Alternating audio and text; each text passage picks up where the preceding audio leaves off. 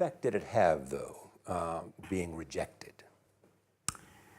Well, I think we have to get used to it. We're not that good. Even today, we still have a lot of people reject us. I think when I graduated from universities, and before for 3 years I tried to fill in the universities. So I applied jobs for 30 times, got rejected. I went for a police, they said, no, you're not good. I went to even the KFC. When KFC came to China, come to my city,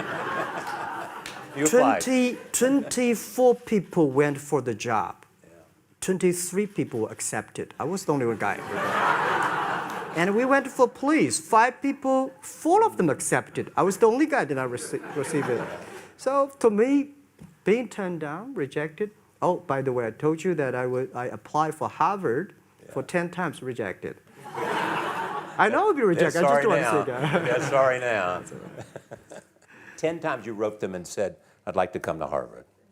Yeah. And then I told myself, someday I should go teach there, baby. I think that can be arranged. Richard Nixon came to Hangzhou. Yeah. And after that, tourists flooded the place. Yeah. And that's how you learned English. Yeah. I really like I don't know why at 12, 13 years old, that time I suddenly fell in love into the language, the English. And there's no place you can learn English at that time. There's no books, English books. So I went to the Hangzhou Hotel, now called Hangzhou Shangri-La Hotel, because that was the hotel can receive the foreign visitors. So every morning for 9 years, I showed them around as a free guide, and they taught me English.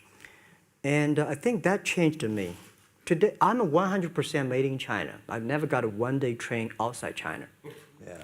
And when people talk to me, say, Jack, how can you speak English like that? Why sometimes you talk like an Western guys? I think that was the 9 years. These Western tourists opened my mind, because everything they told me are so different from the things I learned from the schools and from my parents. So now I have a habit. Whatever I see, whatever I read, I use my mind. Think about for 2 minutes. Is that how Ma Jun became Jack Ma? Actually, Jack, the name was given by a lady in tennis. She's a tourist. She came here and she said, came to Hangzhou. We become a pen friends. Ma Ring is so difficult to pronounce. So she said, do you have an English name? I said, don't. So can you give me an English name? She said, okay. She said, my father called it Jack. My husband called Jack. What do you think about Jack? I said, good. So I've been using that for that many years. Yeah. First visit to America, 1995? 1995, yeah. I came here for a project helping the local government to building up a highway. And you tried the internet? I tried the internet in Seattle. And in a building called the U.S. Bank. I don't know whether the U.S. Bank is still there or not, but there's a building. And my friend opened a small office, which is like only 10% bigger than this room. And there are a lot of computers in there. And he said, Jack, this is internet. I asked, what is internet? He said, search whatever you want. At that time, they used Mosaic, very slow, right? Yeah. And I said, I don't use it. I don't want to type because computer is so expensive in China. If I destroy it, yes, I cannot pay. He said, just to search it. So I searched the first word, beer. I don't know why, because it's easy to spell, baby. And I see beers from Germany, beers from USA, beers from Japan, but there's no beer from China. And I say, okay, type the second word is China. No data. Nothing. Nothing. And I said, 1995. 1995. No data about China. So I talked to my friend. Why not make something about China? So we made a small, very ugly-looking page called China. It's something like I did a translation agency. We listed on there. It was so shocking. We launched at 9:40 in the morning. 12:30, I got a phone call from my friend. He said, Jack, you know, you got 5 emails. I said, what is email? And they say, these are the things. So people so excited. Where are you? This is the first time I see a Chinese website on that. How can we can we do something together? So I think this is something interesting. So we should do it. Why did you call it Alibaba? Alibaba? Well, when I started, I think internet is global. We should have a global name. And a name that, interesting, like at that time, the best name is Yahoo. Right, so I've been thinking for many days, suddenly thinking Alibaba is a good name. So I happened to be in San Francisco that day. I did have a lunch, and the waitress came. I asked her, do you know about Alibaba? She said, yes. I said, what is Alibaba? She said, Open Sesame. Good. So I went on the street, asked about 10, 20 people. They all know about Alibaba, 40 Thieves, and Open Sesame. And I think this is a good name. And start with A. Whatever you talk about, Alibaba is always top. You have said before that in creating Alibaba, you had to create trust. Yep. Because people in China were used to face-to-face. Yeah. How did you create trust? I think because we started out doing business on the internet, I don't know you, you don't know me. So how can you do things online unless you have trust? So for e-commerce, the most important thing was trust. I think when I first went to USA for raising money, talk to the venture capitalists, a lot of people say, oh, Jack, no. China doing business by the guanxi. How can you do business on internet? And I know that without the trust system, the credit system, it's impossible to do business.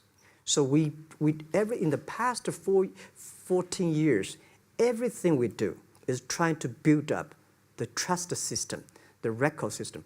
Well, Charlie, you know, I'm so proud today when I talk to the young. Today in China and in the world, people don't trust each other. The government and people and media and everybody think, this guy's cheating. But because of e-commerce, we finish 60 million transactions every day. People don't know each other. I don't know you, I send products to you. You don't know me, you wire the money to me. And I don't know you, I give a person a package, I don't know him. He took something to cross the ocean, cross the river, and send. This is the trust. We have at least 60 million trust happening every day. But you created it by creating an escrow account in the beginning. Yep. You know, and so you keep the money until they got the product. Yeah. And then you release the money. That's true. I mean, the escrow service is about Alipay. When I this idea, I would love Davos, because it was a big decision. Because for first 3 years, Alibaba is just like e-marketplaces for information. What you have, what I have, we talk a lot of time, but don't do any business. Because there is no payment. I talk to the banks. No banks want to do it. Banks say, no, this thing never work. So I don't know what to do. Because if I start to launch a payment system, it's against the financial legal laws. Because you have to have a license. But if I don't do it, e-commerce will go nowhere. So then I went to Davos. I listened to a leadership discussion. Leadership is about responsibility. And after I listened to that panel, I give a call to my friends, my colleagues in my apartment, say, do it now, immediately. If something wrong, the government not happy about that, if one body has to go to the prison, Jack might go to the prison. Because it is so important for China, for the world, to build up the trust system. And if you did not do it, I said, and do not do it properly, stealing money, money wash, no trust record, I send you to the prison. So that was the thing. And people don't like it. So many people I talked to at that time for Alipay, they say, this is the stupidest idea you have ever got. But I say, I don't wear the stupid clever as long as people use it. Now we have 800 million people using this Alipay. Stupid Yeah, things but if you Alipay do is it better is better. Alipay is a privately held thing. It's not part of Alibaba. No, it's a Let me private. talk about money for a second. Yeah. You have never gotten money from the Chinese government? No. None. None. I want it at the beginning, and later I don't want it because I think if the company always think about picking money from out of the government pockets, that company is rubbish. Think about how can you make money from the customers and market and then help customers succeed. That's our philosophy. No money from Chinese banks? No. No. At that time I want, and now they want to give me, I don't want it. Yeah.